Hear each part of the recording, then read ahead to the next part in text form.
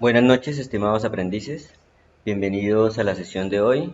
Continuaremos con la introducción al lenguaje UML, lenguaje unificado de modelado. Ya vimos parte de la teoría, espero hayan aprovechado el tiempo, hayan leído y vayan interiorizando conceptos.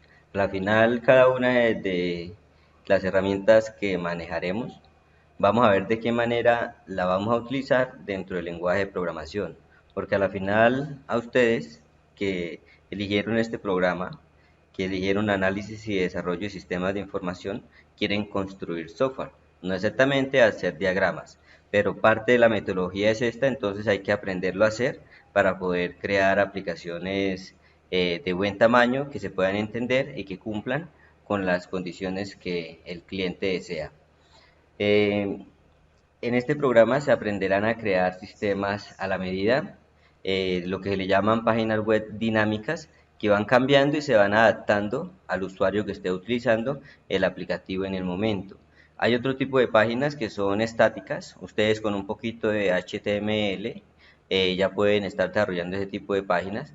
Sirven para hacer solamente publicidad de algo muy específico y no maneja inicio de sesión, ni roles, ni muchos usuarios, ni tablas, y son sencillas de manejar.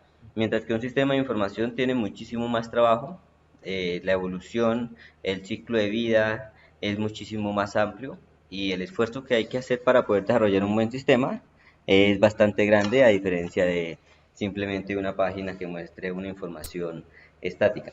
Por eso es un conocimiento tan valioso. Los equipos que lo desarrollan son equipos grandes, de muchos tipos de profesionales. Por eso es importante que exista un lenguaje de comunicación entre ellos. Para eso existe lo que es UML, que nos permite que tanto el cliente como el diseñador, como el desarrollador y demás profesionales en el desarrollo del software tengan un punto de comunicación y tengan un plano y un mapa que les diga cuál es el camino y cuál es la meta y qué es lo que se está haciendo, porque al final eso es lo que nos va a decir la base de datos.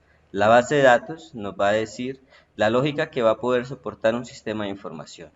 Si ustedes se imaginan la base de datos de Facebook, debe ser una base de datos grande, con muchísimas tablas, muchísimas relaciones, muy robusta y bien programada para que devuelva los resultados que son, y como son, y organizados de la manera que es y de la forma más eficiente posible. Entonces, esa primera estructura, que es la que va a soportar nuestra información, es muy importante porque de ella va a depender que los datos estén de forma correcta y van a permitir que nuestro aplicativo a la final tenga una utilidad para la empresa que desea utilizarlo.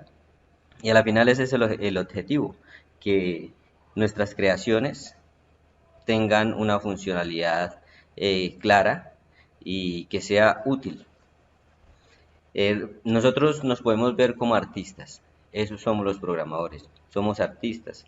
Creamos sobre un lienzo una figura que permite que un usuario pueda interactuar y obtener algo de esa aplicación. Si es una red social ya sabemos que se consume, si es un sistema de información para una empresa pues va adaptado a las necesidades específicas de dicha empresa. Si es un sistema para una universidad, pues tiene todas las partes y los módulos necesarios para poder gestionar la información. Y así sucesivamente, dependiendo del tipo de sistema de información que deseemos hacer, debemos analizar y mirar qué entidades van a ser parte de este sistema. Recordar, las entidades son las mismas clases y las clases pues son los actores o las tablas que me van a permitir mmm, crear la lógica de mi sistema a través de las relaciones que van a existir entre ellas. Entonces, vamos a continuar.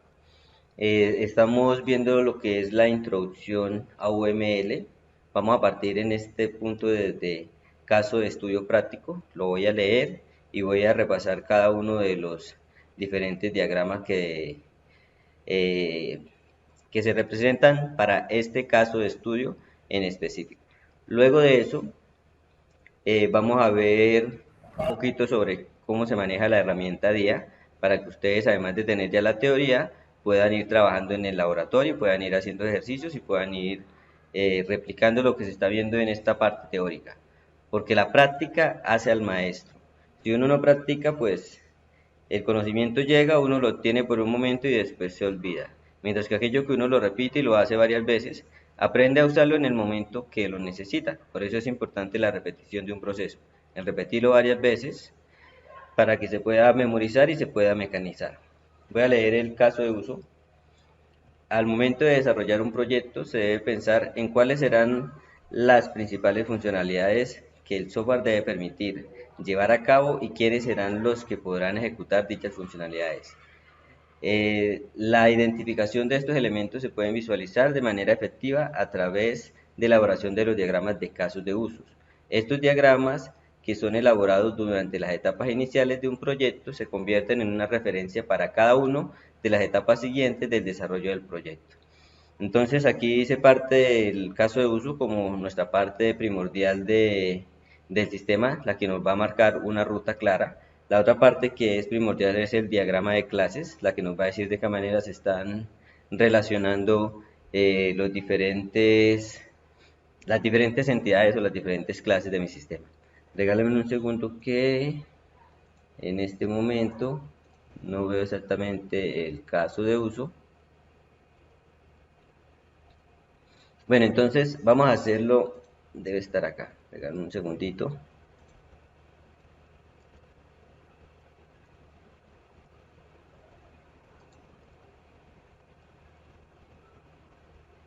Listo, estaba acá. Lo que ocurre es que al haber desplegado el caso de uso, ya me había reemplazado esta plantilla, por eso no lo veía. Entonces voy a leerlo.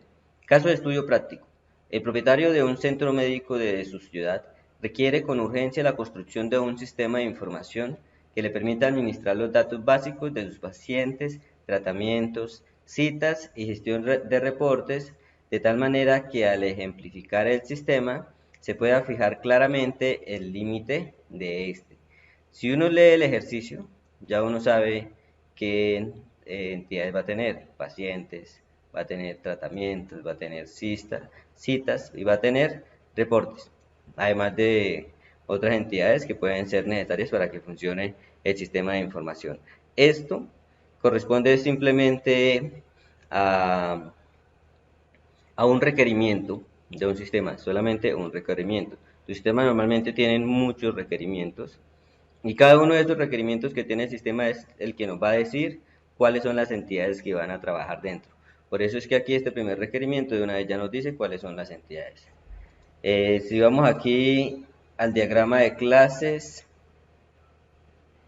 a ver, permítanme. Bueno, que en este caso tenemos solamente el diagrama de casos de uso para este sistema. El diagrama de clases no se está haciendo específicamente para este sistema, pero ya vamos a ver un sistema en el que vamos a hacer el diagrama de clases. Leyéndolo rápidamente, vemos ya cuáles son las clases, como se las había resaltado: paciente, tratamiento, citas y reportes. Ya con esas clases el sistema va a cumplir con lo que nos pide nuestro cliente. Diagramas iniciales. A continuación se relacionan los diagramas iniciales utilizados en la fase de análisis de un sistema de información. El primero es el de casos de uso. Los casos de uso, ya ustedes habrán leído, son cada una de las acciones que puede tomar un actor dentro del sistema. Los componentes de un caso de uso son el sistema, que es este cuadro amarillo. Cuando uno hace un sistema de información, entonces suele crear varios casos de uso y lo que se crean son subsistemas, que son los que delimitan esta parte. Y los actores van a ir alrededor del caso de uso. Está el actor pues es quien ejecuta ese caso de uso, y esta línea que es la que lo comunica con el caso de uso que ejecuta en específico. Igualmente sucede lo mismo con el otro actor. Se conecta a dos casos de uso, los casos de uso se pueden compartir o puede ser que no se compartan. En un sistema con muchos roles, los casos de uso son muy demarcados por el tipo de usuario, entonces para cada usuario pues uno le hace un caso de uso para ver qué puede hacer en cada una de las vistas de nuestro sistema.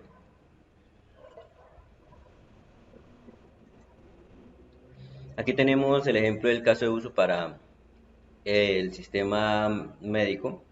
Tenemos el usuario del médico, el empleado, tenemos el sistema que es esta parte amarilla.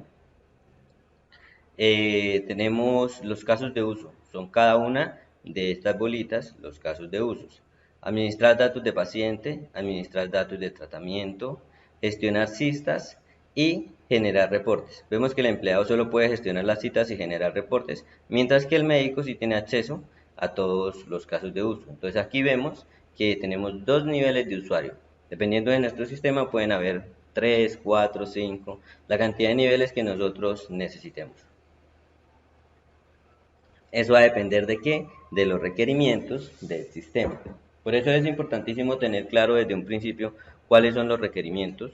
Con eso se puede planear, se puede medir y se puede predecir cuánto tiempo se va a gastar uno en el desarrollo del software, porque ya existe una metodología, ya existe unos pasos a seguir que nos permiten a la final entregar un producto funcional. Pero si se tiene un mal inicio y no se tiene una buena planeación, y no se tiene bien definidos cuáles son los alcances del sistema, se puede volver infinito. Entonces, como se pueden dar cuenta, todo sigue evolucionando y evolucionando y evolucionando. Por eso es importante delimitar el problema. Siempre nosotros hacemos esto, delimitamos el problema porque a la final la realidad está contenida dentro del gran sistema, dentro del todo, como lo queramos llamar. Y cada sistema pues tiene muchos subsistemas y así sucesivamente. Entonces lo que se hace es uno extraer cada uno de esos subsistemas con cada uno de sus actores para representar cuáles son las acciones que pueden hacer y a partir de estas acciones se generan los siguientes diagramas. Los diferentes tipos de relaciones que hay en el diagrama de casos de uso. Recordad que nosotros también vemos relaciones en el diagrama de clases, que son diferentes, un poco diferentes. Tenemos la primera de asociación, que quiere decir que el actor ejecuta dicho caso de uso. Listo. Tenemos el siguiente que es el uses o include, que indica que para que el actor pueda ejecutar ese caso de uso, previamente tuvo que haber ejecutado todos los includes. ¿Sí? Entonces ya lo vimos, entonces ya deben tener más o menos idea. Previamente, para gestionar citas, antes el empleado tuvo que haber validado los datos. Tiene que haber escrito su usuario, contraseña, y ahí sí puede entrar y buscar las citas y hacer lo que necesita hacer en el sistema. Eso es lo que indica uses o include. Dependiendo, ustedes se pueden encontrar con las dos opciones. La siguiente es el extends. El extends indica que a partir de esa acción se le abren otras posibilidades. Entonces son las que puede hacer. No tiene que hacerla, pero puede hacerla en el momento que acceda a ese caso de uso, es decir, a esa funcionalidad del sistema. Y por último tenemos la documentación, que es donde se describe de una manera más explícita, clara, el caso de uso que se está estudiando del sistema con cada una de sus acciones, sus condiciones y sus excepciones.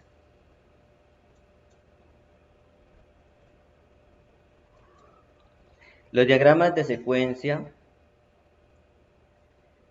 se utilizan para describir el funcionamiento interno del sistema desde el punto de vista de la implementación y son parte fundamental de la vista de interacción de los diagramas UML. Entonces, secuencia, ustedes imaginarán que es una serie de pasos que se desencadenan uno tras otro. Una de las cuestiones difíciles de comprender en un programa orientado a objetos es el flujo del control general. Un buen diseño puede tener pequeños métodos en diferentes clases y a veces resulta muy complicado determinar las secuencias globales del comportamiento. Los diagramas de secuencia le ayudan a ver la secuencia. Entonces, como sabemos, una secuencia es la sucesión de varios pasos uno tras otro. Este diagrama nos permite saber qué sucede en el sistema cuando se ejecuta una acción en específica, siempre se desencadenan otras cuantas. Esta es la representación gráfica. Los diagramas de secuencia suceden entre objetos, recordar objetos. Tenemos las clases, de las clases nacen los objetos es la variable declarada. Entonces, ¿quién es el que va a cambiar a través del tiempo las variables? Entonces, por eso lo que nosotros colocamos son aquí objetos, y los objetos, recuerden, son variables. Nosotros ya hemos trabajado con objeto entero, el objeto double, el objeto string, las clases, perdón, esas clases. De esas clases hemos creado objetos, hemos creado A, hemos creado B, hemos creado suma, y esos tres son objetos, y esos son los que cambian a través del tiempo y son para los que se hacen la representación de los diagramas de secuencia para decir qué sucede cuando se ejecuta cierto caso de uso. Esta representación gráfica de secuencia se le ejecuta a un caso de uso en particular. ¿Sí? Por ejemplo, administrar pacientes. Entonces uno mire qué sucede cuando el usuario ejecuta administrar pacientes. Cuando ejecuta administrar paciente, activa el objeto 1, que es paciente, el cual activa el objeto 3, que puede ser citas, el cual me devuelve una respuesta con el paciente que va a recibir una cita con el médico y eso. Entonces, lo que ocurre ahí es que uno mira el caso de uso en específico y qué desencadena dicho caso de uso representando cada uno de los objetos que activa en el momento que el usuario entra a ejecutar dicho caso de uso. Tipos de mensajes. Entonces, cuando uno desencadena un caso de uso, tenemos dos tipos de mensajes, uno que es síncrono y otro que es asíncrono. Por ejemplo, uno asíncrono, los mensajes que tenemos en nuestro WhatsApp o en nuestro Messenger, normalmente eso es asíncrono, porque uno puede escribirle a uno, luego le puede escribir a otro y luego a otro, esa línea se mantiene, espera hasta que haya respuesta al mensaje, es decir, es asíncrono. Igualmente, las sesiones que nosotros tenemos pueden ser asíncronas o pueden ser síncronas. En este momento que ustedes están conmigo, acá escuchándome, estamos de una manera síncrona. Pero mañana cuando cojan y miren el video nuevamente, ya vamos a estar de una manera asíncrona porque son tiempos diferentes, pero el mensaje se mantiene. Sí, William. Profe, qué pena, pero aprovecho la oportunidad de los videos. No hay otra forma de ver esos videos porque es que hoy toda la tarde solamente miré dos. ¿Y no hará esos videos en YouTube para poder ubicarlos? Yo estuve tratando, pero no los ubiqué. Los que están en los laboratorios. Sí, señor, esos mismos, sí. Ya que estamos hablando de eso, de los videos. Solamente miré videos, me faltaban los otros dos, pero es que no abren. Sé que hay como Se demora un pensando poco eso. cargando. Les digo cuál es la solución, ya que hace esa Señor. pregunta. Introducción. Videotutoriales. Cuando uno entra al video, el video me despliega la opción de descargar. Vamos a ver si este me permite aquí, a ver, guardar como. No, aquí me guarda toda la página web. Hay una opción de descargarlo. La opción es esperar porque es que esto solo está en el servidor aquí de Territorium. La verdad no sabría si Eh, está en YouTube. sí, profe, porque yo también lo busqué por YouTube y me tocó al último colocar el título, diagrama de actividades, bueno, en fin. Toca Obviamente, que pues, no son los mismos videos del SENA, pero, verdad, son muy difíciles para que se abran. tocaría descargarlos y pasárselos, sería una opción. Voy a ponerme en la tarea y mañana les paso entonces los videos, se los cargo en algún lugar. Ya les muestro acá, toca esperar a que cargue, inevitablemente. Él me da aquí la opción de descargarlo. Vamos a ver ahorita que da la opción. Voy a continuar con la explicación y ahorita miramos cómo hacemos con el tema de los videos. Pero sí, en el único lugar que sé que están es ahí. Y los videos pues son muy específicos para el tema. Entonces es importante poderlos ver. Porque explican Ok. lo que yo explico, pero lo explican a esa manera, la manera como los creadores de estos material lo pensaron. Sí, cuénteme. No, era para eso. Gracias, profe. Entonces, era para esa inquietud. Listo. Ahí vamos a ver cómo logramos descargar. Voy a dejar ahí cargando mientras tanto, sí se demora un poco, inevitablemente. Toca esperar de abrir. Listo. Cuando ya aparece esta parte, ahí ya uno lo puede ver normal. Y si uno viene acá, le va a descargar video tutorial. Y acá pues lo mira directamente en su PC y es más fácil. Toca esperarle, ahí ya inicia la descarga y listo. Y ahí ya queda para que lo vea directamente en el PC. Le recomiendo esa forma, pero sí hay que esperar hasta que aparezca esta pantalla. La anterior que estaba dando ahí la vuelta a las dos bolitas no nos deja hacer nada. La que nos deja descargar es esta. Es una opción. Por favor, inténtela y me comenta si le funciona. Inténtela mientras vamos en el transcurso de la clase y me comentan si les funciona. Y si no, pues Ok, buscamos profe. una estrategia para que los puedan ver. ¿Listo? Bueno, Sí, señor.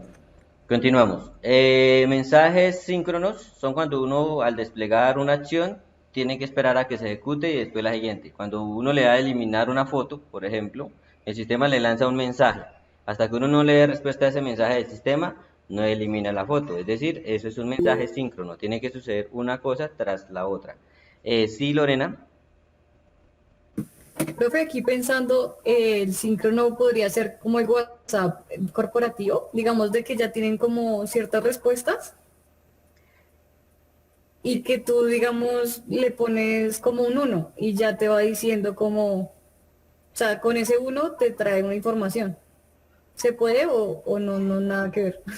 Pues sí, ese es un tipo de mensaje asíncrono, pero ya es por la programación de un bot que responde inmediatamente. Pero más tiene que ver con, ¿cómo te digo? Con la interacción normal de todo sistema.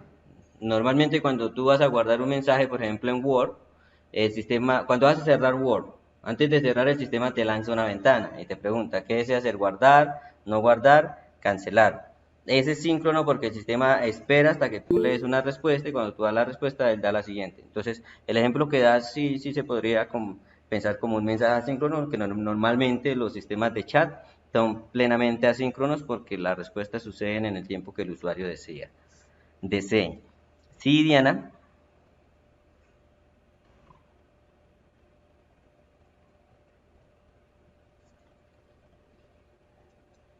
Los diagramas de comunicación.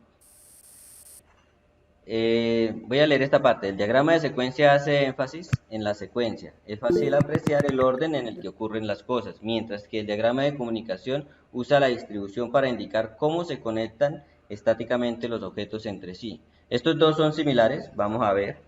Este es un diagrama de secuencia. Este es, así es idéntico. El diagrama de secuencia es el mismo diagrama de comunicación con las flechas que me van diciendo cuál es el paso a paso en que suceden los diferentes mensajes que hay entre cada uno de los objetos. Entonces, si nos ponemos a pensar en este ejemplo, en esta representación gráfica que tenemos, este es el diagrama de secuencia para el empleado cuando va a solicitar los datos de un paciente. Entonces, cuando miremos el caso de uso, lo vemos acá, tenemos el empleado y el empleado puede gestionar las citas. Listo, volvamos aquí al diagrama de comunicación, lo desplegamos, tenemos el empleado y vemos que al empleado ejecutar esa acción desencadena el paciente, crea un objeto paciente, desencadena la cita, el médico y el consultorio. Entonces, el empleado solicita los datos del paciente, entonces para hacerlo lo debe hacer a través de la clase pacientes. Pero al momento de él querer generar un paciente y desplegar los datos de dicho paciente, ese paciente pide información adicional. ¿Qué información? El médico que lo va a tratar y el consultorio en el que va a ser atendido. Si tenemos estas dos partes, el sistema me devuelve los datos de la cita y se le asigna la cita a dicho paciente. Vemos cómo sucedió el paso a paso. El empleado es el que desencadena el caso de uso. En el momento que lo desencadena, el empleado lo que va a hacer es generar una cita. Entonces, para generar la cita, ¿a quién se la va a generar? Al paciente. Por eso, es el primer eslabón en el diagrama de comunicación, el paciente. Pero para el paciente poderle asignar una cita, el paciente pide información adicional, que es el médico y el consultorio. Cuando se le agregue esta información adicional, el consultorio me devuelve esos datos con el médico y el consultorio a la cita, y ya teniendo la información para la cita se me asigna al paciente. Aquí podemos ver ya como un vestigio o un camino de lo que va a ser el diagrama de entidad-relación del caso de uso de estudio. Ya sabemos que vamos a tener una entidad paciente. Entonces recuerdan cuando paciente cita médico en consultorio.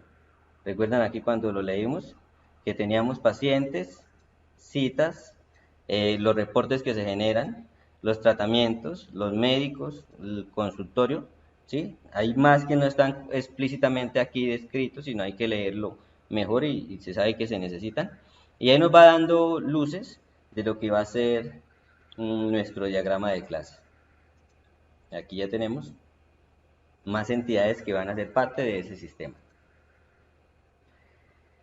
El diagrama de comunicación también se puede representar de esta manera, que es la forma en que se desencadenan cada uno de los objetos. Primero la cita, luego se pide el consultorio, al médico, se le asigna la cita, al paciente. Aunque la manera para mí más clara, sencilla de entenderla, es esta.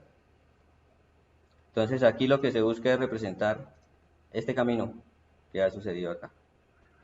Pero me quedo con esto.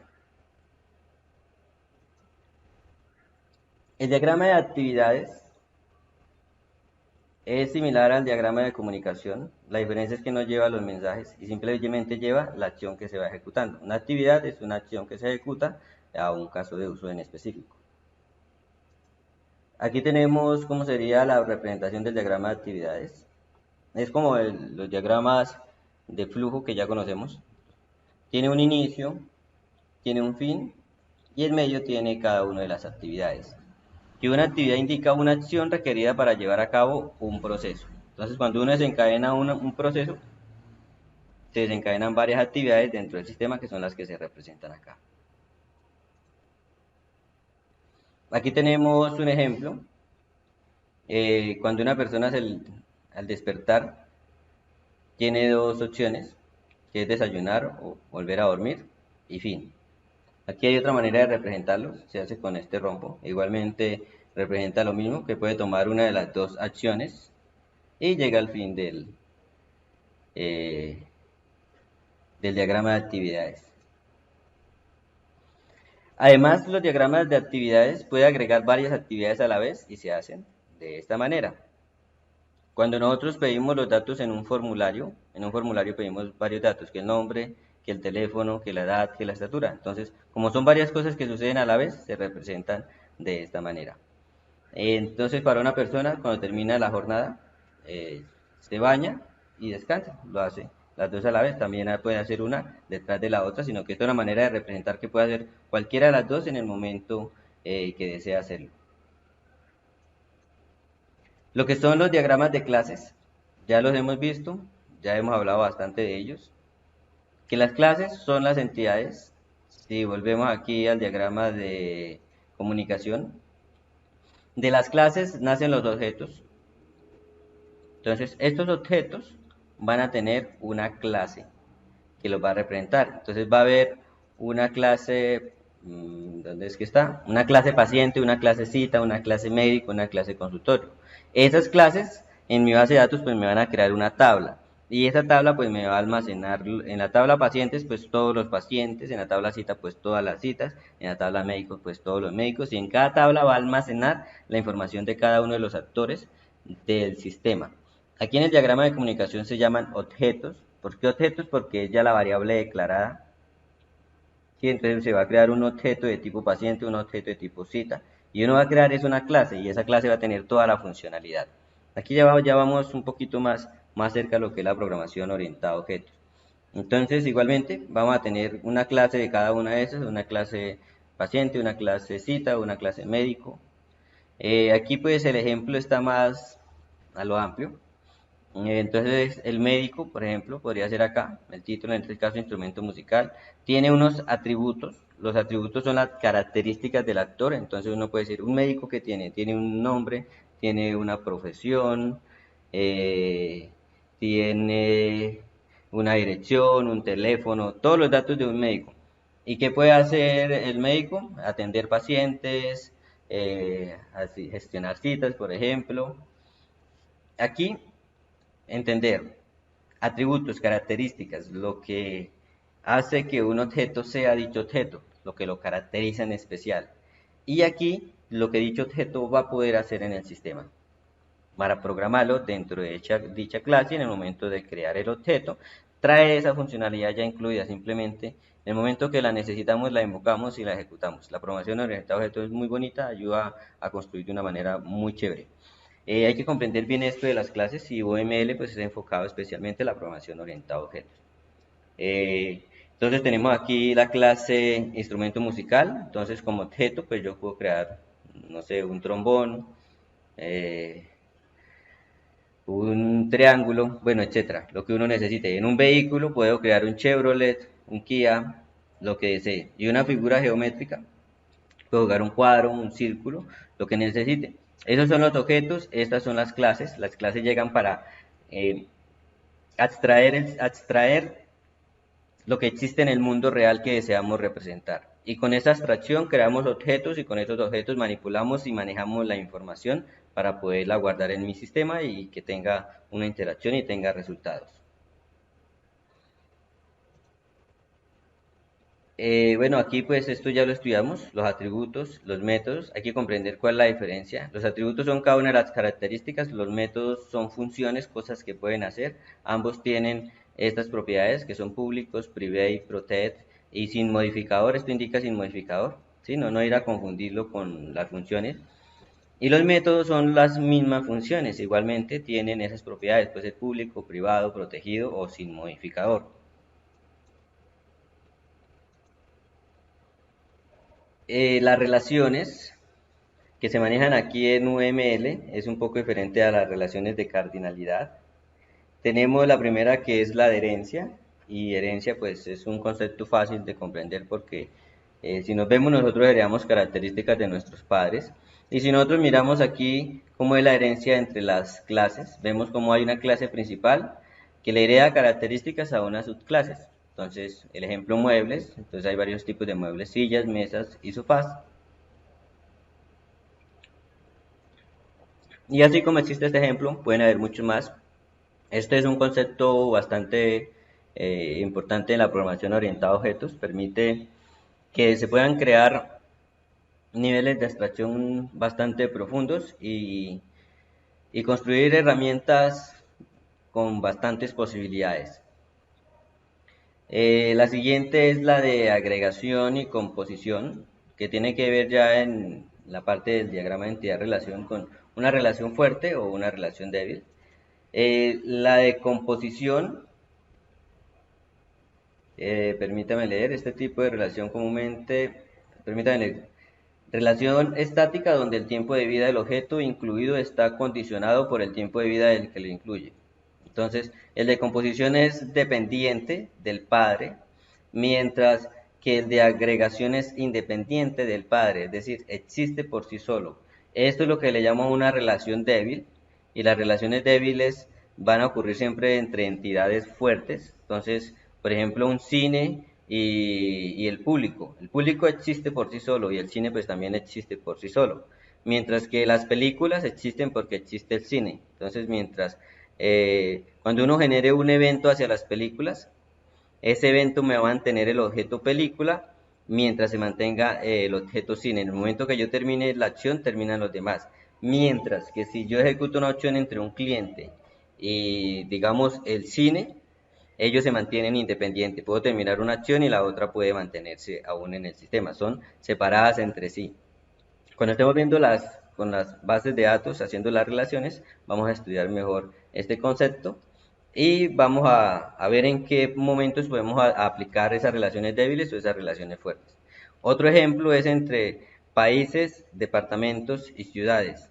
Esos tienen lo que se le llama, eso es de composición, que son relaciones fuertes, composición que sería porque una ciudad no existe si no hay un departamento y un país.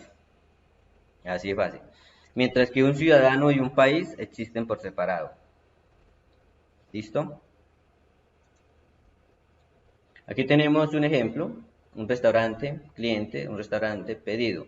Entre estos tienen una relación fuerte porque el pedido existe porque existe el restaurante, si no, no hubiesen pedidos. Mientras que el cliente existe por sí solo y el restaurante existe por sí solo. Aunque hay una relación entre ellos porque el cliente llega al restaurante, uno existe independiente del otro.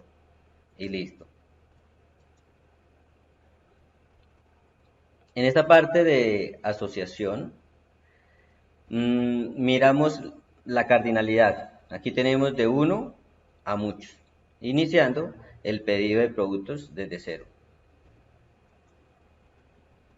Las dependencias representan un tipo de relación muy particular en el que una clase es instanciada. Su instancia es dependiente de otro objeto. Es igual que las relaciones fuertes. Una existe porque existe la otra. Entonces, para crearse un servicio se tiene que crear primero un restaurante. Aquí tenemos el ejemplo del caso de uso de gestionar citas. Tenemos el paciente que asiste a una cita y que la atiende un médico. El médico es quien genera el tratamiento y el paciente pues tiene una relación con el tratamiento, pero quien la genera es el médico. Este es el de generalización. Y aquí tenemos el tipo de relación, en este caso son débiles porque el tratamiento existe ya que el médico es quien creó el tratamiento, pero los medicamentos existen por sí solos, igualmente la cirugía existe por sí sola.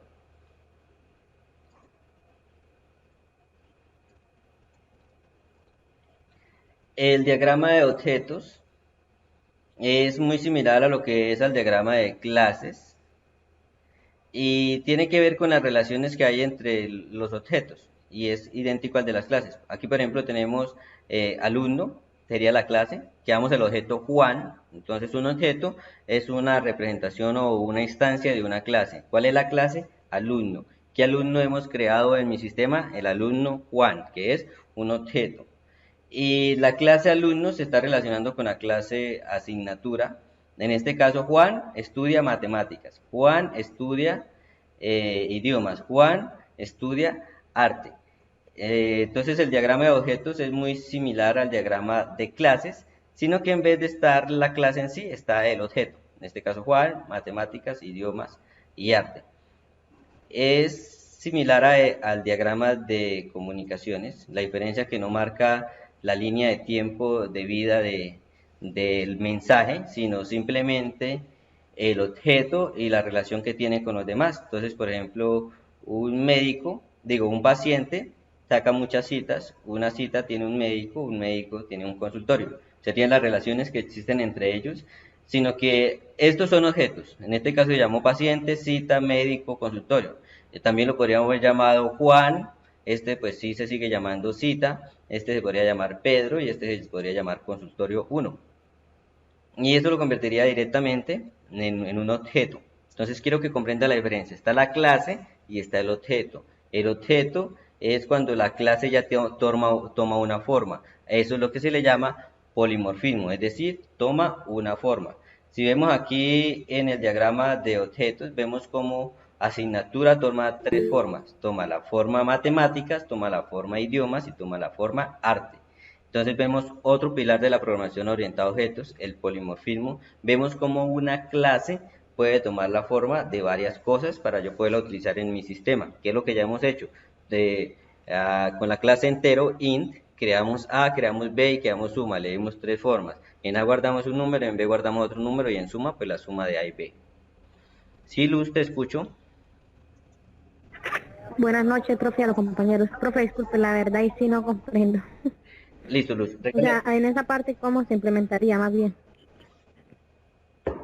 Entonces, regálame un segundito.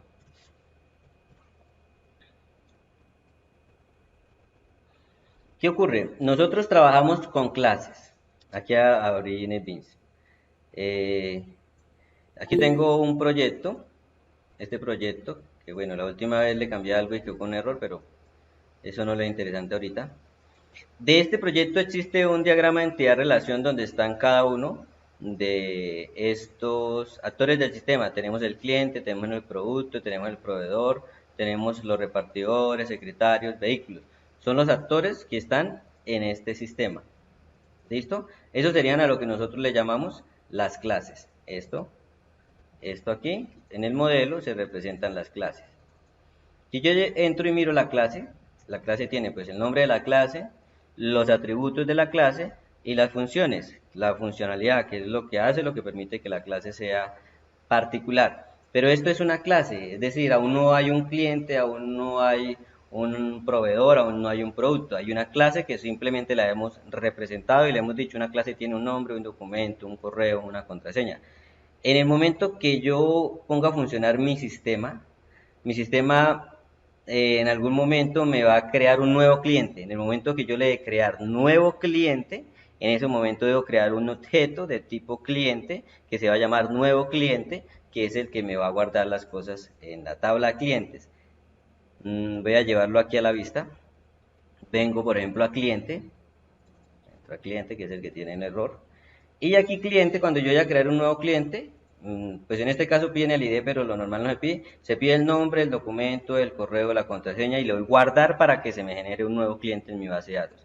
Entonces, cuando yo le doy guardar, se me ejecuta esta función que me obtiene un cliente. Voy a ver qué hace la función cliente.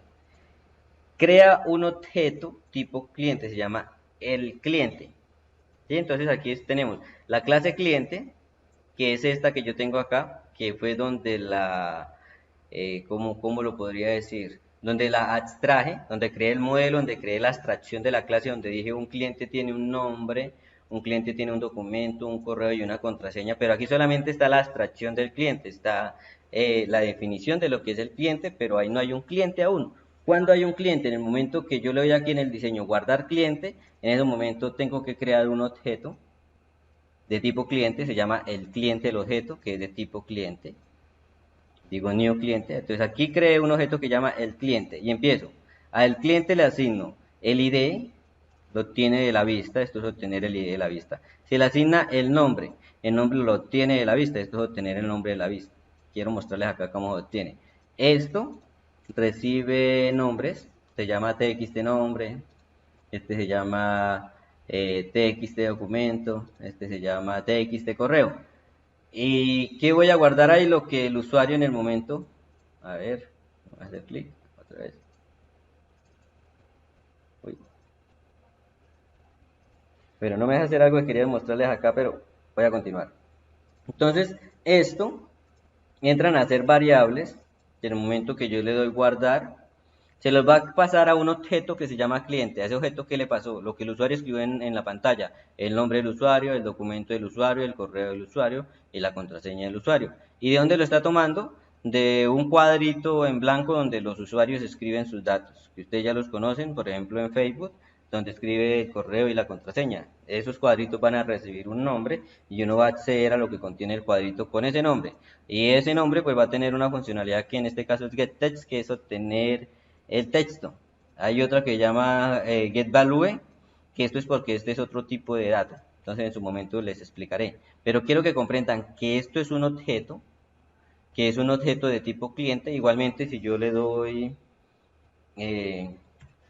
int a igual a 3, que es el ejemplo que les doy, int b igual a 4 y int suma igual a a más b. Entonces, ¿qué ocurre? Esto, por así decirlo, es la clase, que es int, que es de tipo entero, aunque esto recibe otro nombre, que son variables primitivas, pero existe la clase integer, que es la que me permite crear los objetos de tipo entero. Entonces, son objetos de tipo entero. Lo puedo hacer con la primitiva o lo puedo hacer con esta. No quiero confundirlos con eso. Solo quiero que sepan que este es un tipo de dato. Y este es una variable de ese tipo de dato. Esta variable se le llama objeto. Este es un objeto de tipo cliente. ¿Listo, chicos? A la vez es importante irse haciendo la idea de qué es lo que se quiere representar. ¿Qué es una clase? ¿Qué es un objeto? ¿Qué es un método de una clase? Estos son lo que le llamarían los métodos o las funciones. Métodos o funciones. ¿Y qué es un atributo? Igualmente estos métodos, voy a ir a la clase. Estos son los atributos, que serían las características. A la final, pues los atributos serían objetos de tipo string, de tipo string, de tipo string, de tipo entero. Son objetos, sino que se le llaman atributos porque son los objetos que me están representando las características de un cliente. Por eso a esto se le llama abstracción, abstraer, es decir, aquí tenemos un cliente, no, esto no es un cliente, esto es una abstracción de lo que es un cliente representado en una clase que me va a permitir aplicar el paradigma de la programación orientada a objetos. Quiero saber si me estoy dando a entender o los estoy confundiendo demasiado.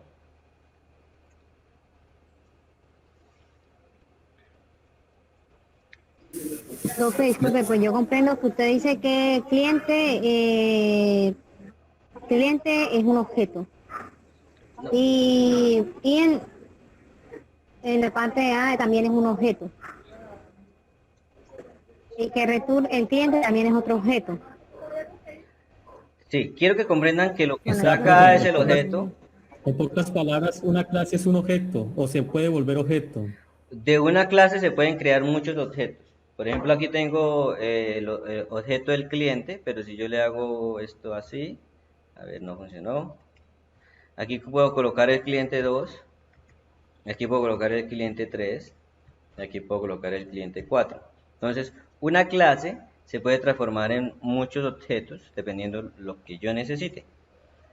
Sino que hay que comprender la diferencia de qué es una clase. Una clase es la abstracción de la entidad cliente que existe en la vida real, que la represento en Java como así de esta manera, que la represento en UML de esta manera, que la represento en Python de otra manera, que se representa en PHP de otra manera con el lenguaje PHP, pero todo a la final viene a representar lo mismo. Es una clase, es una abstracción de lo que es un cliente, es una abstracción de lo que es un producto, por ejemplo, y lo que permite que se parezca a un producto pues son los atributos: ID, descripción, precio, estado y detalle, mientras que un cliente tiene nombre, documento, correo y contraseña.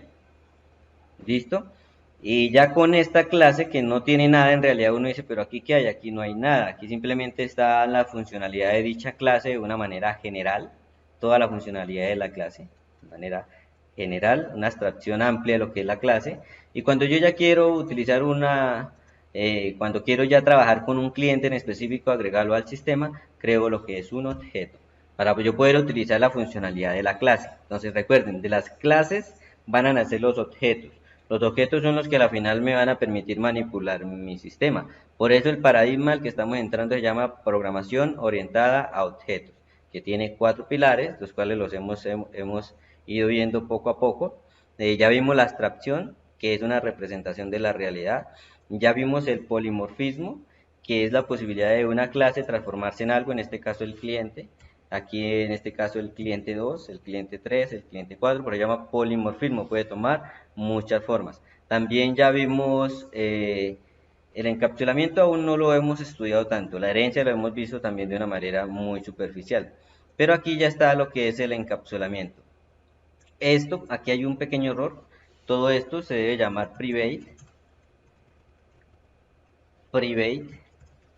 ¿Esto para qué? Para hacer que los atributos de mi clase queden encapsulados. ¿Qué es encapsulados? Que solamente desde adentro de la clase yo pueda manipular estas características, el nombre, el documento y el correo. Debido a eso es que se crean las funciones los getters y los setters, que me van a permitir manipular los atributos a través de las funciones. Entonces ese sería el tercer pilar de la programación orientada a objetos, que sería el encapsulamiento. Esto lo vamos a repetir muchas veces más, pero pues si les parece en este momento un poco complejo,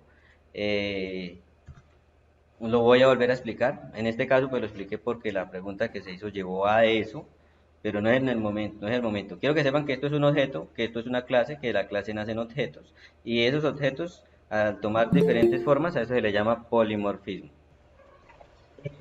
Entonces, tercer pilar, polimorfismo. Creo que ya los vimos todos. Ya vimos abstracción y ya sabemos qué es abstraer, que es algo abstracto, que es una representación. Ya vimos herencia, ya vimos polimorfismo y acabo de explicar encapsulamiento. Entonces ya les expliqué los 4 pilares de la programación orientada. Profe, disculpe. El polimorfismo no lo entendí muy bien. Polimorfismo, poli, que significa varios, y morfismo, que significa forma. Entonces, polimorfismo es que puede tomar la forma de varias cosas. Por eso es que se puede llamar el cliente 2, el cliente 3, el cliente 4, Juan, Pedro, María, lo que uno quiera. Y todo pues va a estar representado por una clase que se llama cliente, que es en la que yo voy a estar almacenando esa información. Este concepto es bastante profundo, lleva su tiempo llegar a comprenderlo. Son 4 pilares, hay que hacer muchos ejercicios para entenderlos. Quiero que sepan que existen. En este momento no es obligación que les quede ya comprendido eso. Va a haber un momento en el que tienen que ya comprenderlo para poder construir cosas más grandes. Si no lo comprende va a ser difícil. Pero aún estamos a tiempo para comprender esas cosas. Y los que logran comprender eso que les estoy diciendo, les aseguro que tienen una posibilidad y una ventaja y una capacidad de aprender muchas cosas de manera fácil, porque esto lleva tiempo comprenderlo. Son 4 pilares que hay que hacer muchos ejercicios hasta poderlo manejar. Entonces, Profe, disculpe. dime. Ahí sería una conexión fuerte, ¿verdad? Ya que de las clases salen los objetivos. De los objetivos pueden salir varios objetivos. Objetos. Y objetos, sí, disculpen. Objetos, y los objetos serían los polimorfismos, ya que podrían haber varios, no solamente uno, sino que de ahí podrían salir varios objetos. Sí, los objetos son los que representan el polimorfismo. Pero entonces, comprender, quiero que comprendas algo. Tenemos las clases, ¿listo? De las clases, cuando toman la forma de algo, digamos, cuando sea el vehículo, un vehículo en específico, se le llama un objeto.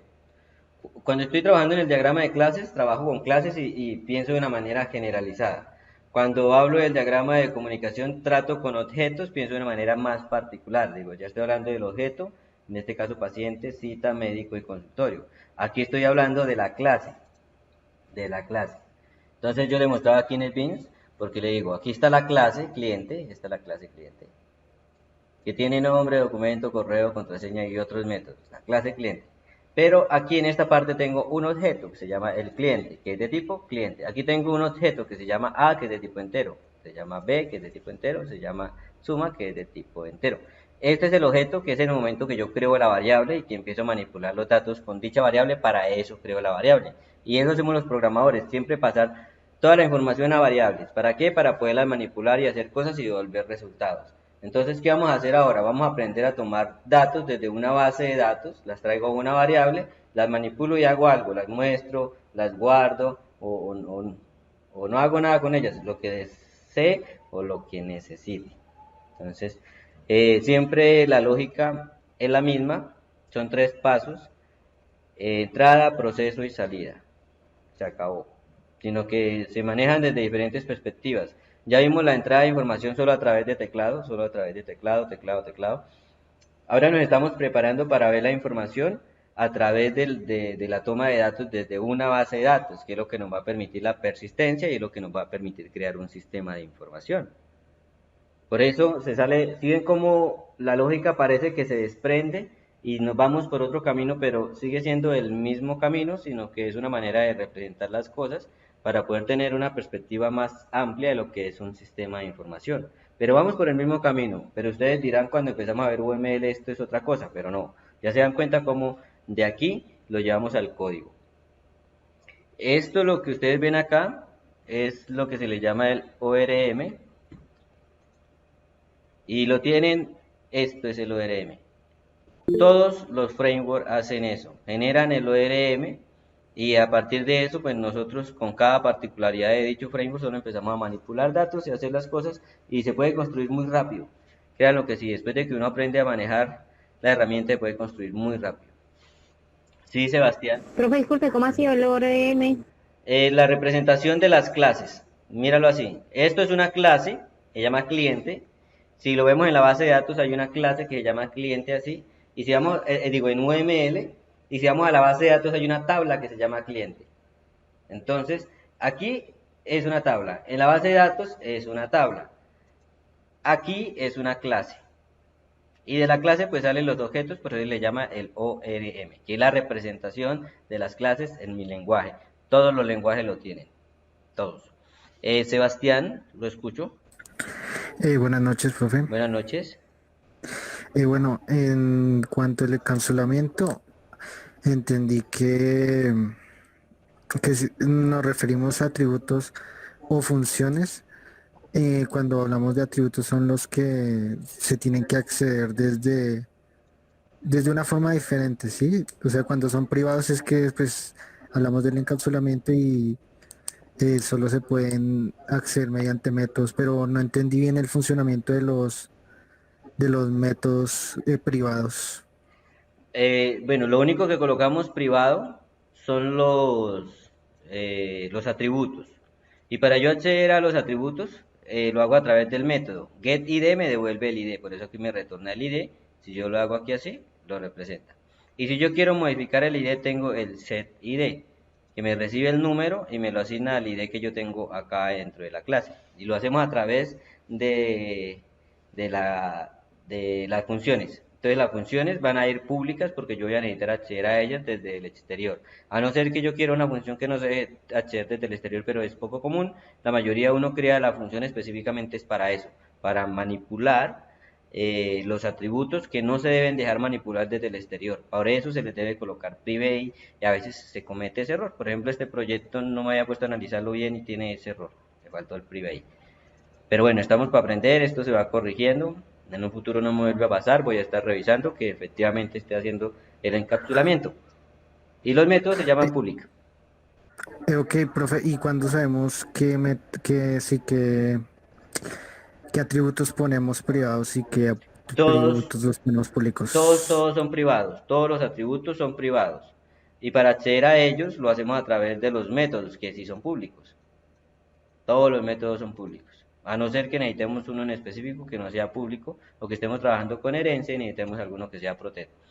Pero los métodos son públicos y los atributos son privados. Listo, gracias, profe. Listo, con gusto. Lorena, te escucho. Profe, Sí. Escucho a Lorena y después escucho a Luz, creo que fue que habló. Profe, la verdad es que como estás como colocándolo ahí, ¿será que de pronto puedes volver a repetir los pilares que repetiste? Es que creo que me queda mejor como que lo repitas, como cuáles son, en vez de explicarlos. Listo, ¿Creo que lo puedes volver a listo. repetir? Voy a iniciar. El primero es la abstracción. Está aquí implícito en la primera línea que estamos diciendo que esto es un cliente. Esto es un producto y así sucesivamente. Abstracción. Abstraemos un cliente, un producto, un carro, una figura geométrica, lo que necesitemos. La siguiente es el encapsulamiento. Esto es el encapsulamiento. Hacer los atributos del cliente privados. Este es el encapsulamiento. El siguiente que está aquí muy claro es el polimorfismo. El polimorfismo es cuando yo cojo y creo una variable con esa clase. Entonces con la clase cliente creé el cliente. También puedo crear el cliente 2, el cliente 3, Juanito, Pepito, lo que deseemos. Por eso se llama polimorfismo, que tiene muchas formas, que cambia. Que un día es Juan, que otro día es Miguel, que otro día es quien inicie sesión. Entonces, si ustedes inician sesión en Facebook, va a haber una clase que se llame usuario y esa clase va a tomar la forma de cada uno de nosotros. Cuando iniciamos sesión, pues se le llama polimorfismo porque toma muchas formas y eso es programación orientada a objetos. Y el otro es... porque cambia, profe, ¿Cómo? porque cambia, o sea, pues, como usted dice, cambian. Sí, O pues, sea, polimorfismo porque cambian. porque toma la forma de lo que se necesita. Si en el momento de iniciaste sesión tú tomas tu forma, si inicié sesión yo toma mi forma. Y si iniciamos sesión varios en una misma sala, pues toma la forma de cada uno de nosotros. Polimorfismo. Puede tomar la forma de quien necesite en el momento. Y el último que lo hemos estudiado más superficialmente, aún no lo hemos visto aquí en código como les acabo de mostrar en código, es la herencia. Por ejemplo, estos formularios, este formulario en específico, tiene herencia, se extiende de la clase javax.swing.internalFrame, que es un tipo de formulario en específico. Y esto es lo que le llama herencia, y esto hace que este formulario tome todas las características que me representa la clase JInternalFrame, que tiene una funcionalidad específica para que esto se vea de esta manera y pueda yo crear mis diseños. Pero entonces esto aún no lo hemos visto de esta forma, lo hemos visto como ejemplo nada más, como ejemplo. Entonces no le matemos cabeza por ahora a esa parte de la herencia, procuremos ya ir que nos vaya quedando claro. Encapsulamiento, abstracción, polimorfismo. y ya nos quedaría haciendo falta solo uno, herencia, y si ustedes comprenden eso, créanlo que aprovecharon muy bien este tecnólogo. Sí, Lorena. Profe, la herencia sería entonces conexión, como para no perderme, porque es que como hablas de otros temas, uno como que se queda como medio perdido. Entonces, la herencia sería la conexión con externos, ¿sí? La La conexión externa. extensión, el extens. Perdóname, Profe, entonces, no te escuché bien, profe. Extens, el que está ahí en azul. La herencia es el extens. Si lo quieres resumir en el lenguaje Java, porque en otro lenguaje se debe representar de otra manera. Y la herencia se hace cuando tenemos clases que son similares. El ejemplo de la figura geométrica. Yo puedo crear la clase figura geométrica y puedo crear la clase círculo, la clase cuadro, la clase rectángulo. Y esas clases van a extender de la clase figura geométrica. Y si yo en la clase figura geométrica digo volumen y área, por ejemplo, los que hereden, los que extiendan de esa clase superior van a tener las características de la clase superior. Entonces, ¿qué quiere decir? Que este formulario cliente que yo acabo de crear tiene todas las características de la clase JInternalFrame con cada uno de los métodos que él tenga. Este es complejo, creo que es el más complejo de los 4 pilares. Por ahora no se preocupen demasiado por intentar comprenderlo, ya vamos a tener el momento para estudiarlo y a la vez por su cuenta vayan intentando verlo, leer lo que hay en la literatura. Esto creo que es lo más complicado que hay ahí, es el tema de la herencia. Entonces no nos vamos a meter tanto hacia ese lado para no complicar demasiado el tema. Quiero que comprendan ahorita otras cosas y ya vamos a trabajar con eso, con lo que es programación orientada a objetos y los 4 pilares los vamos a estar estudiando. Diana, dime. Profe, o sea, pues lo que entendí, no sé si estoy equivocada, los objetivos son las variables, o sea, el cliente, nombre, correo, ¿sí? Esos son los objetos, sí, son las variables. Ah, los objetos sí son las variables. Sí, exactamente, así es. Ah, ok, gracias, profe. Vale, con gusto. Sebastián.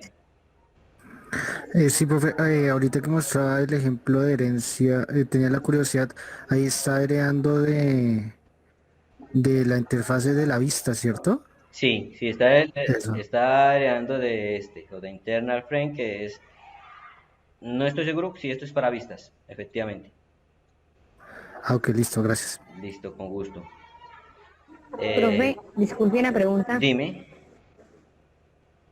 ¿Se podría decir que la herencia viene desarrollándose de la parte de las funciones de Java?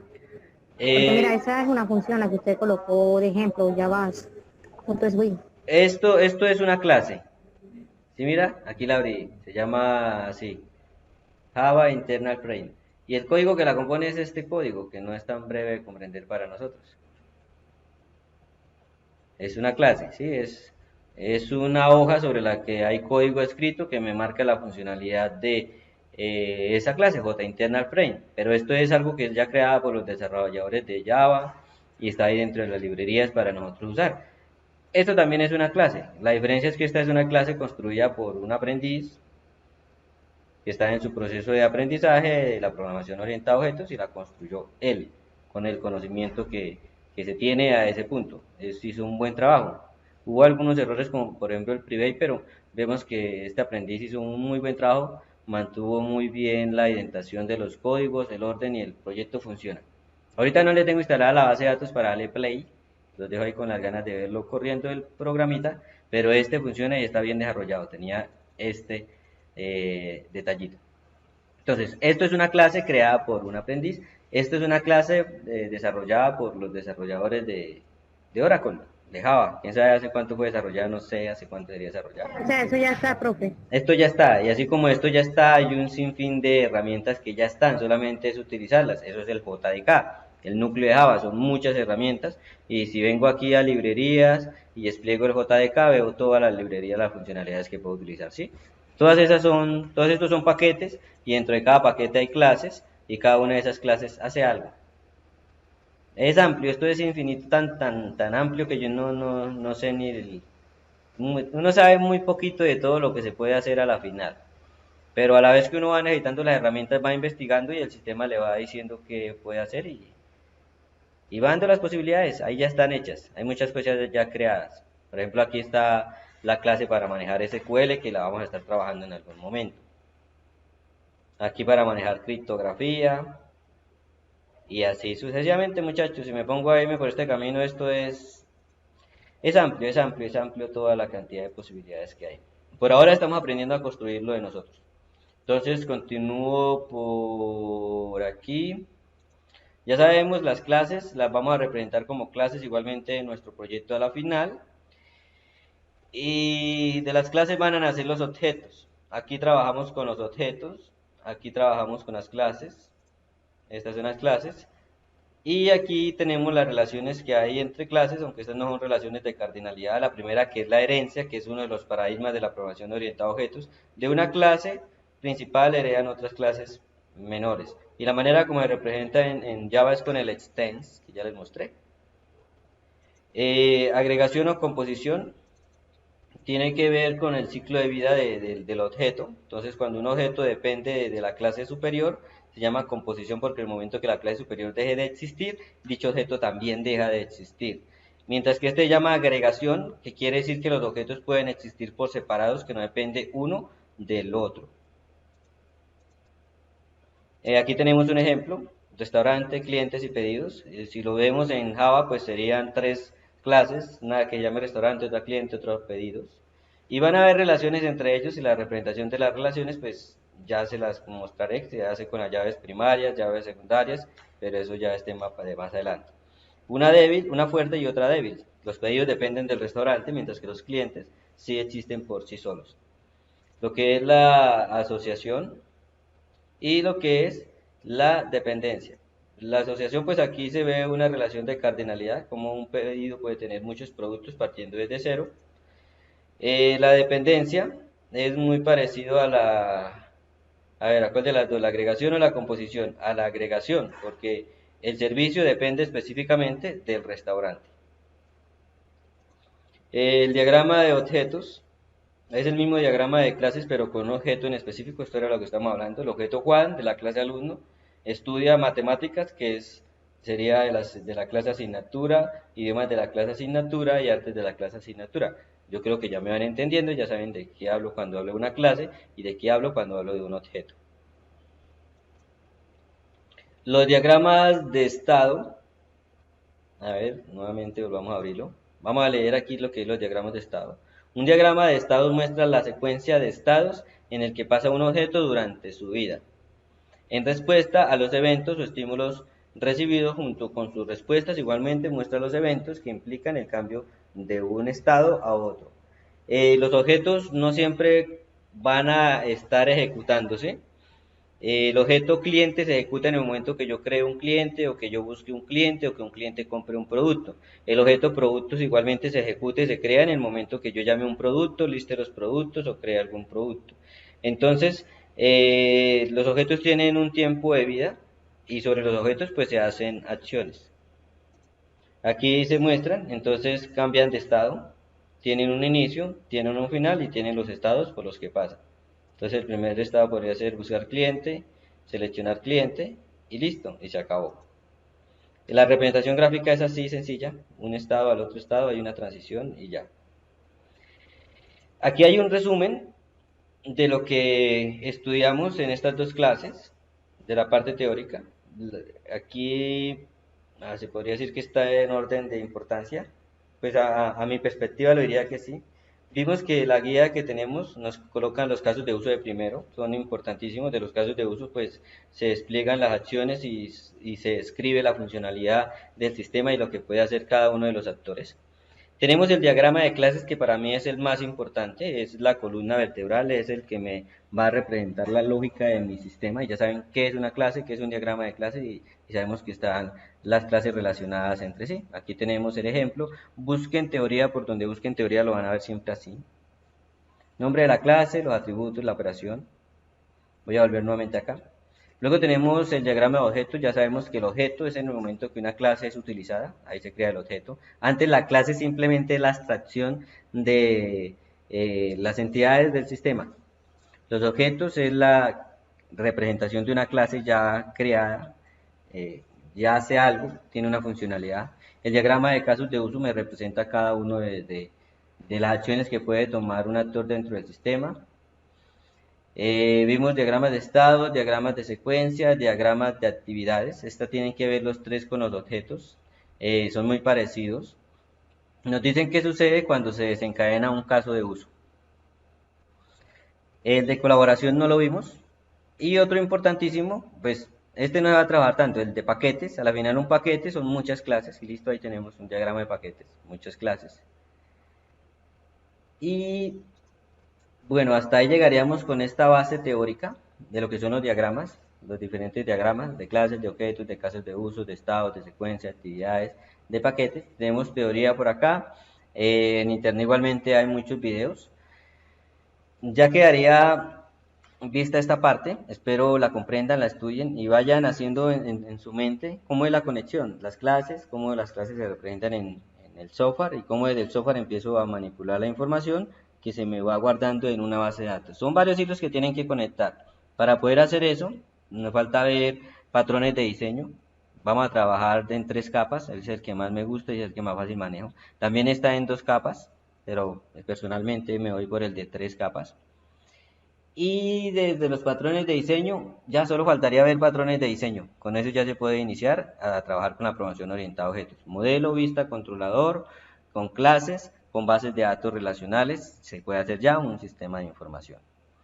Los que llevan poco en el tema del software, sí, pues el salto conceptual es bastante fuerte. Entonces espero estén muy atentos, estudiosos, preguntando. Y procuren por su cuenta también ir buscando otras versiones del cuento, otras formas de verlo. En internet hay muchos, vivimos la era de la información, entonces tenemos de dónde defendernos. Para la siguiente clase, el próximo jueves, vamos a ver este laboratorio, entonces por favor vayan viendo los videos, descárguenlo de la manera como les digo acá, para que no tengan que esperar a que cargue, puede que se demore. Toca esperarle un poquito y abran de un video a la vez.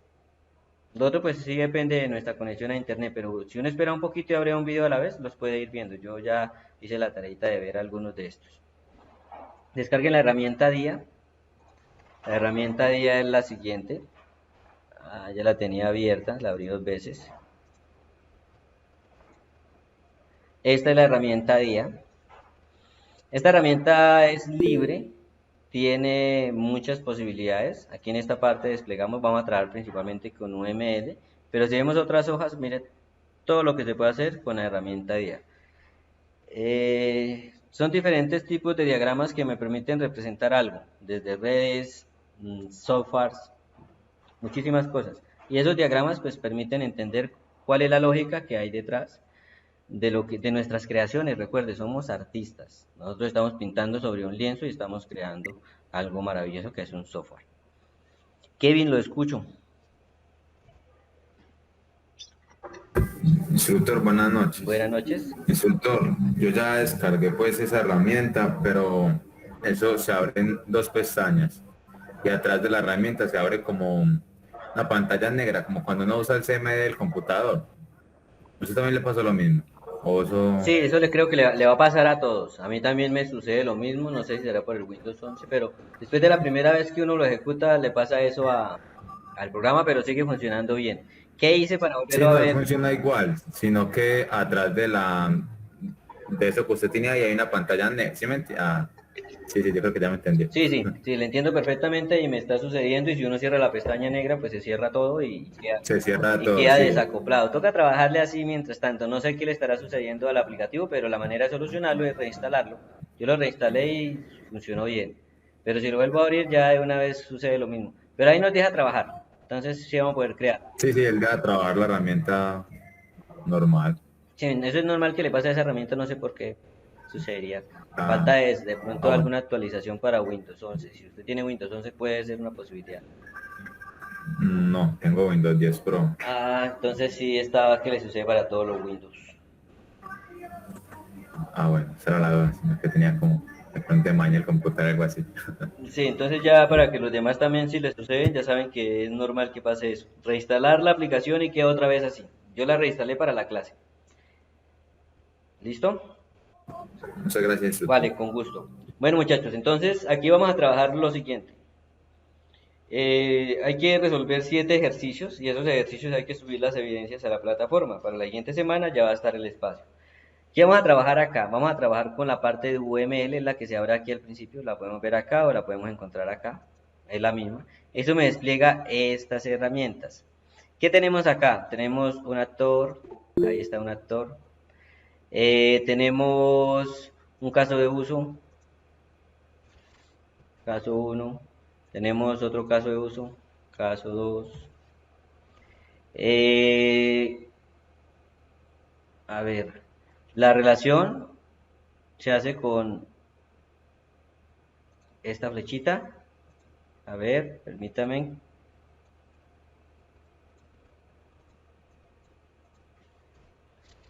A ver, muchachos, aquí no lo recuerdo bien. Regálenme un segundo. Creo que es con la flecha que tiene, que es toda negrita, la que está en la parte inferior. Esta. Esa no significa que es fuerte, profe. Esta es. Sí, esa es. Sí, efectivamente, con esta es que hacemos la relación con el actor y el caso de uso. Muchas gracias. Entonces ahí podemos hacer las diferentes relaciones.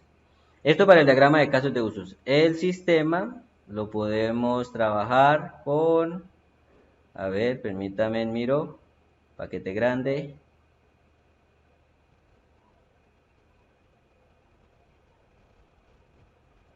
A ver. Bueno, este es para el diagrama de paquetes. Este es para el texto. Este es para los nodos.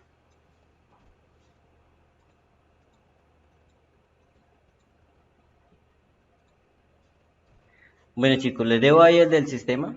No lo recuerdo exactamente cuál es. Voy a continuar explicando. Este es para el diagrama de casos de uso. Para el diagrama de secuencias, aquí tenemos los objetos. Un objeto. Objeto 1. Y aquí tenemos otro objeto. Objeto 2. Recordar, las clases, la primera es mayúscula. Los objetos, la primera es en minúscula. Una manera de representarlos para uno no confundirse. Y estos objetos pues llevan la línea de vida, que es esta. Con esta agregamos la línea de vida. Y esta línea de vida, este se puede mover. Aquí lo podemos mover. ¿Listo? Esto indica en qué momento sucede. Entonces normalmente sucede el objeto 1, luego sucede el objeto 2. Y luego si es necesario, tenemos un objeto 3. Le agregamos la siguiente línea de vida.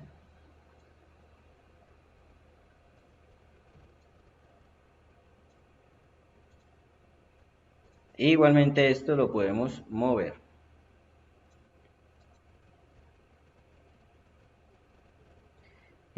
Para las clases tenemos la plantilla de clases, es esta.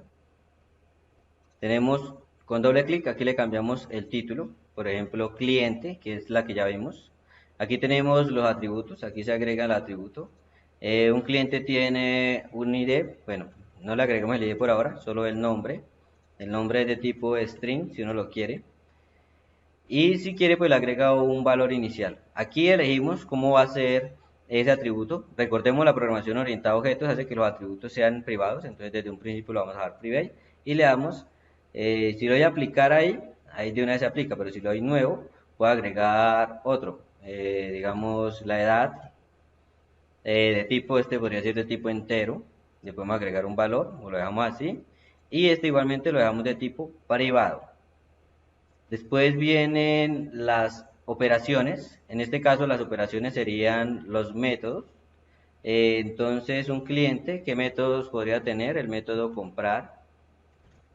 Los métodos, recordar que son públicos y recordar que los métodos en la programación orientada a objetos se va a crear por cada atributo dos métodos, un getter y un setter, uno que es para obtener los valores y otro que es para asignarlo.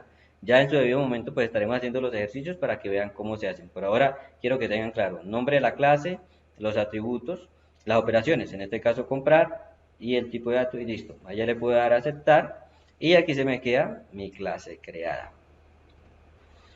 ¿Qué otra información podríamos requerir? Bueno, las actividades, para el diagrama de actividades, aquí tenemos, este es el de actividades, sería actividad 1, este sería actividad 2,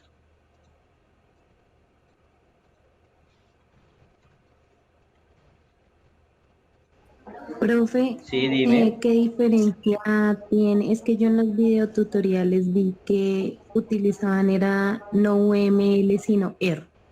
Entonces, ¿qué diferencia hay? Pues a mí me pareció que la R era como más fácil para utilizar, no sé qué diferencia tiene. Este ER, Sí, señor.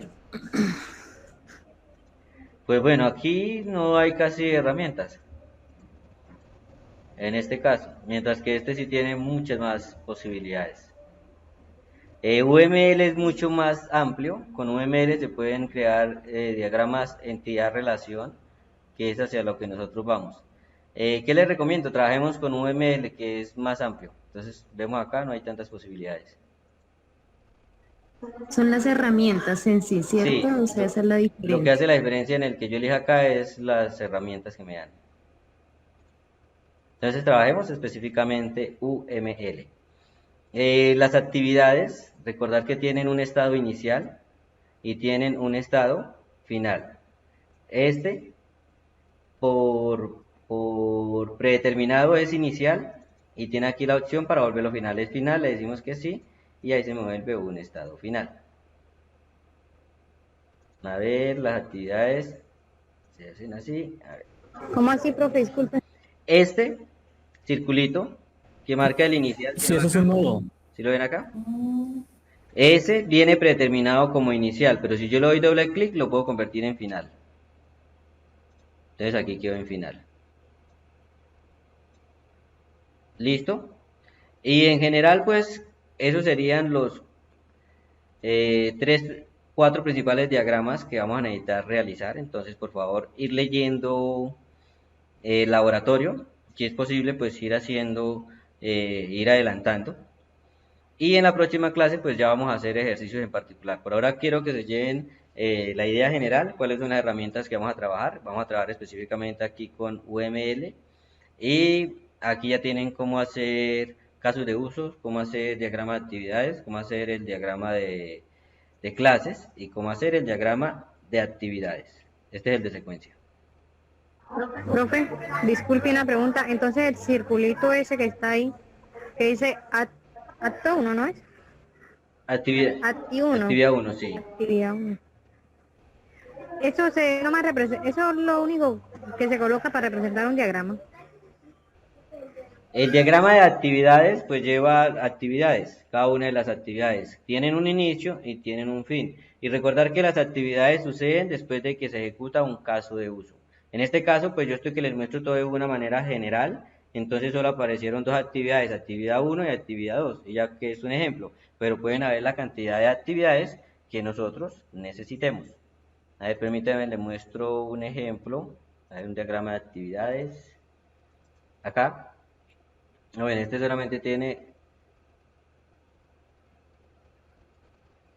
a ver,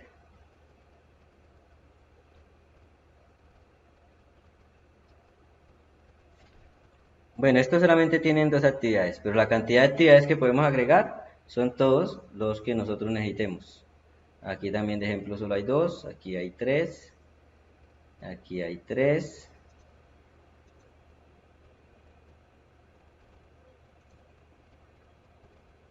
Ahí hay dos, no, profe. Lo que me refiero es el orden. ¿Qué ocurre con el orden? Que si primero va la 1, luego la 2. O sea, puede ir así como... Sí, lo pueden colocar O sea, puede ir así vertical como... horizontal como usted lo lleva, o también puede ser vertical. Puede ser de las dos maneras. Yo en este caso lo coloqué así, pero miren que... Y ahí no se le colocan una flechita. Si esto se une, se tienen que unir, sino que no sé por qué no me está dejando modificar. A ver. Sí, no me está dejando mover, que la quiero acomodar de otra manera. Démosle escape. Profe, ¿y no se puede unir con las flechitas que hay allá? Con esas. A ver, ¿cuál es la flecha de unión? Chicos, los que ya estuvieron estudiando, ¿cuál es la flecha de unión con el diagrama de actividades? ¿Es esa misma? ¿Esta misma? Esa. Sí, sí, porque la gruesa es como para separar como separación de los nodos. Esta es cuando Sí, señor, tenemos... es la misma.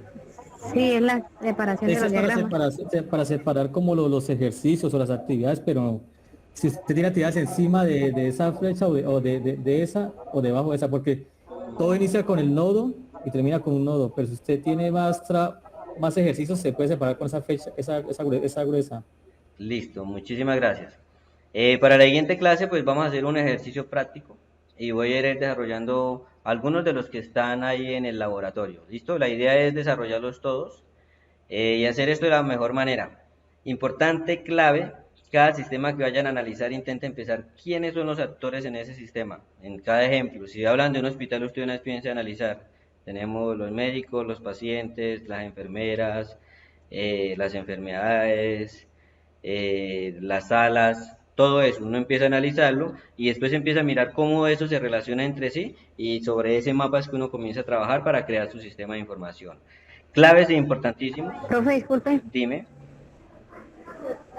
Sí, y si se hablara de una liquidación de nómina, un sistema de liquidación de nómina, ahí los actores serían el trabajador, el que entrega el pago. El trabajador, el gerente, el Contador, contador, habría una tabla de sueldos.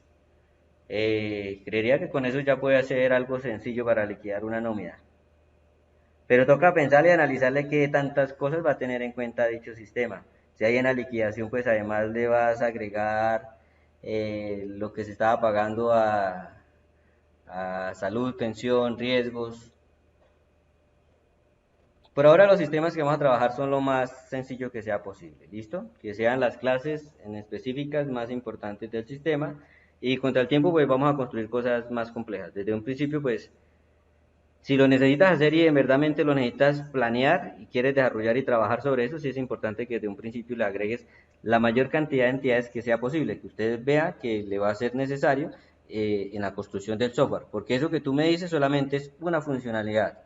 Y cuando uno crea un software, crea muchas más partes. Si necesita liquidar, pues también le debe agregar la parte de contratación y en la parte de contratación cómo es la metodología de la empresa o si creas una nueva metodología y el software la va a sustentar para el proceso de selección, pruebas y todo eso. Puede ser tan complejo como tú lo necesites.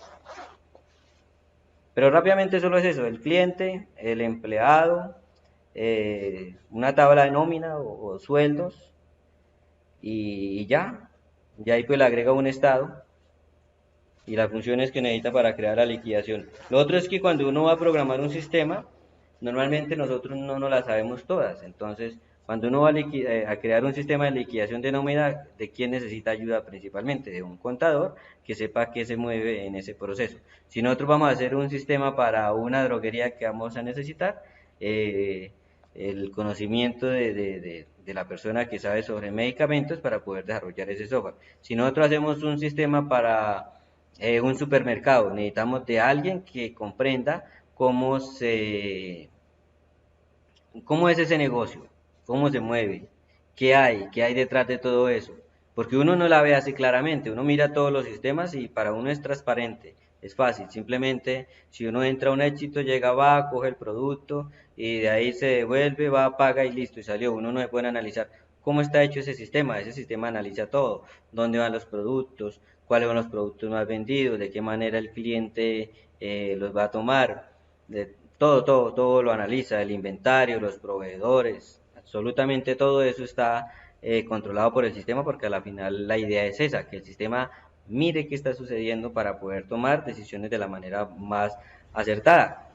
Y el mismo sistema pues estará vigilando si se roban los productos, cuál es el producto que más se roban y a la vez eso hace que vigilen más cierta parte. Bueno, el sistema es el que nos va a ir diciendo de qué manera debemos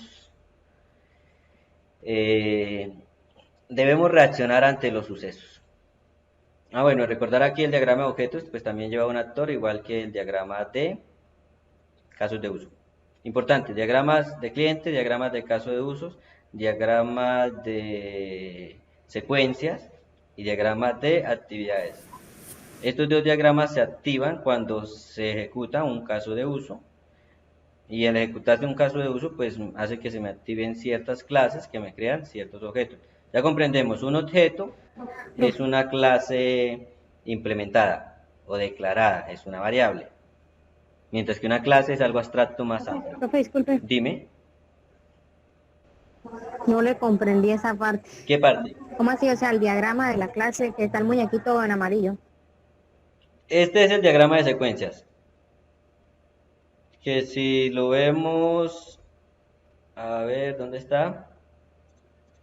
Acá, perdón, es el diagrama de comunicación, este es el de secuencias, pues son idénticos. Este es el de comunicación. ¿Listo? Este diagrama es este diagrama. Este, que es el de caso de usos, es este diagrama, el de caso de usos. ¿Listo?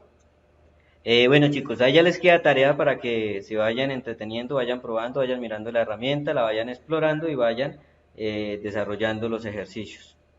Entonces vayan analizando, no es tan fácil, sé que va a costar un poquito, pero recuerden que yo aquí les voy a mostrar la solución de cada uno de los ejercicios para que vean cómo es que se analiza, cómo es que se piensa y a la final pues vamos a ver cómo se construye sobre esto, sobre los diagramas, cómo se llega a crear la base de datos y cómo de la base de datos se crea el sistema de información. ¿Listo chicos? Entonces por hoy dejamos la clase hasta aquí. Ahí queda para que estudien. Y en la siguiente clase pues nos centraremos especialmente en el trabajo de la herramienta DIA. También se puede con otra que llama StarUML. Con esa pues estoy más relacionado, he trabajado más. Y una que me gusta en especial es Workbench, pero ese es solo para MySQL. Y con ese pues se crean los diagramas entidad-relación. Aquí les muestro un ejemplo de un diagrama ya creado. Aquí está. Con cada una de sus relaciones separado por sus sistemas. Y este diagrama pues fácilmente me sustenta, a ver, ¿qué es esto? Esto es como un cine, de películas, categorías, lenguaje, actores. Y vemos ahí cómo están las tablas y cómo se relacionan entre sí cada una de las tablas y nos permite crear todo el sistema. ¿Sí? No tiene tantas herramientas, profe, ese que usted está mostrando. No le entendí la pregunta. Las herramientas que tienen son estas. Estas. Aquí están las relaciones, que de uno a uno, que de uno a muchos. Sí, o sea, es más sencillo el uso, ¿cierto? De este me encanta. A mí me ha gustado mucho trabajar con esta herramienta porque pues no sigo todo el proceso de desarrollo del software de crear primero el diagrama UML y después venir y crear el diagrama de base de datos. Voy directamente a la base de datos. Aunque igualmente cuando aprendí este proceso inicié con eso. No, primero UML, luego diagramas de base de datos. Cuando uno ya aprende necesita construir rápido. Yo voy directo a esto. De una vez mi diagrama y ahí empiezo a mirar qué relaciones, qué actores hay. ¿Sí? Por este lado estamos mirando las direcciones, el customer, el usuario. Por este lado estamos mirando las compras, el pago, la renta. A ver, por este lado estamos mirando las películas. Sí, es como un sistema de inventario para películas, es este sistema. La verdad, esto viene ahí con MySQL Workbench, es un ejemplo para que ustedes lo miren y vean lo que se puede hacer. Y esto pues uno simplemente lo sincroniza. Vemos que aquí están todos los actores. De esto se crean tablas. Y estas tablas pues se llenan con las ciudades, con las direcciones, con los customers, con los clientes, con las películas, las categorías. Y ahí aparece todo eso lleno en tablas.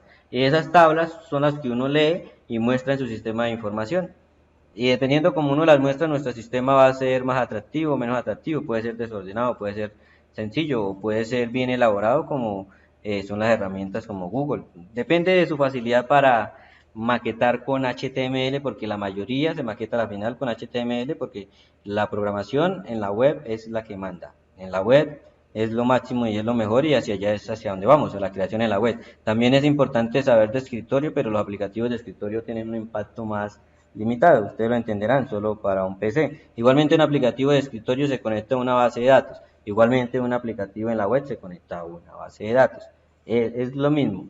Simplemente son interfaces. Uno puede crear un aplicativo web, un aplicativo de escritorio, uno Android, uno iOS, que todo vaya sobre una base de datos relacional. También existen las no relacionales, es decir, este mundo es amplio para divertirnos y aprender y adquirir conocimiento porque es bastante lo que hay por hacer. Profe, disculpe una pregunta. Dime. Las flechitas esas que están en pedacitos, esas son, digo, se van, sí, sí, señor. Esas son débiles. Las relaciones, sí, esta Porque si existe una, no relación existe la otra. La relación. débil, esta es débil y esta es fuerte. Sí, aquí las tenemos. Entonces, dependiendo de lo que uno necesita, ejecuta una o la otra. Aquí el desarrollador, el diseñador de esto, consideró que estas son fuertes. ¿Sí? Una película y el actor existe solo por la película, entonces es una relación fuerte. Profe, disculpe otra pregunta. ¿Los colores tienen que ver? O sea, con cada tabla que un color es distinto al otro. No, esto ya fue cosa de organización, que crearon varios subsistemas. De diseño. ¿Sí? Esta es la información del custom, del cliente, este es el inventario y este es el negocio. Entonces quien creó eso lo separó en esos tres subsistemas que están relacionados entre sí y le puso colores. Uno que fuese menos dedicado, más al afán y no sea tan metódico, lo deja todo del solo color, hasta lo tiene un poquito desordenado por acá, sí, pero el orden manda mucho. El orden le permite a uno entender fácilmente el sistema. Si yo lo tengo así desordenado, más difícil entenderlo. Lo mismo sucede con el código. Si el código está ordenado, fácilmente uno lo entiende. Si el código está desordenado, difícilmente uno lo entiende. Ya en ese ratico, mientras lo estuvimos mirando ahorita, ya fui comprendiendo un poco el sistema. Yo sé que ustedes también, los que están allá y ya tienen más o menos ideas del diseño de sistemas de información, vieron esto y lo han venido entendiendo poco a poco. Pero si uno lo ve así, difícil. Por eso el orden, importantísimo. Muy importante ser ordenado. Profe, o sea, cada fondo que tenía ahí era un paquete. Sí, son paquetes. Exactamente.